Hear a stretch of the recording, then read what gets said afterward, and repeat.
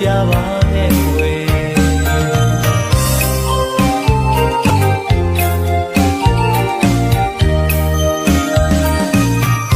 တွေ့ကြုံဆုံးခွေဖြစ်မြင်တမရာပြီးပေမဲ့လေကွယ်တွေ့တာမိတော့တဲ့မှာစိတ်ကိုခံစားရတယ်